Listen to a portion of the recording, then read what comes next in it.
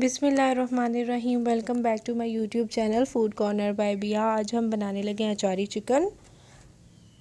اس کو بنانے کے لیے مجھے سب سے پہلے 1 kg چکن چاہیے اور 1 پیالی دہی، جس کو میں نے بیٹ کر کے اس کے اندر شامل کر دیا ہے۔ نیکسٹ مجھے اسپائسز چاہیے، پھر ہم اسے میرینیٹ کریں گے۔ 1 ٹی اسپون سوکھا دھنیا، 1 ٹی اسپون زیرہ، 1 ٹی اسپون لال مرچ کا پاؤڈر، حسب ضرورت نمک، ½ ٹی اسپون ہلدی۔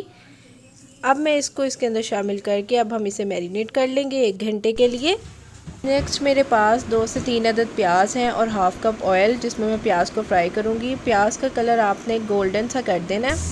یہ دیکھیں پیاز گولڈن ہو گیا، اس طرح کا کلر آ جائے تو میں نے اس میں 1 ٹیبل اسپون ادرک لہسن کا پیسٹ شامل کر رہی ہوں۔ اب ہم اسے اچھے سے مکس کر لیں کہ اس کا فلیور آ جائے۔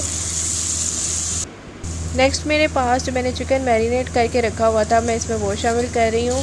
وہ شامل کرنے کے بعد اس کو ایک دفعہ آپ ہلا لیں اور اس کے بعد میں اسے کور کر کے چکن کو کوک کروں گی کہ چکن گل جائے۔ نیکسٹ مجھے جو اسپائسز چاہیے اس میں 1 ٹی اسپون میتھی دانہ، 1 T spoon kalonji, 1 T spoon سونف۔ اس کو ہم اچھے سے مکس کر لیں گے، تھوڑا سا اس کو کرش کر لینا آپ نے۔ اس کے بعد چکن ہمارا ½ کوک ہو گیا ہے، تو یہ ½ اسپائسز جو ہے یہ میں اس کے اندر شامل کروں گی اور ½ ہم رکھ لیں گے۔ یہ شامل کر کے میں اسے کور کر کے فل کوک کروں گی۔ اب یہ جو میرے پاس باقی ہم نے رکھا ہے، اس کو مکس کر کے کرش کر کے اس کے اندر 1 ٹی اسپون چاٹ مسالہ شامل کرنے کے بعد ½ لیمن جوس، جو کہ میں دکھانا بھول گئی ہوں، میں آپ کو بتا دیتی ہوں۔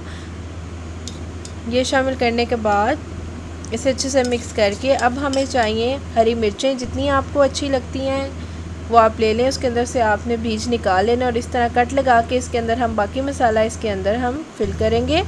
تھوڑا سا ہمیں آئل چاہیے، جس کے اندر ہم ان مرچوں کو ہلکا سا فرائی کریں گے۔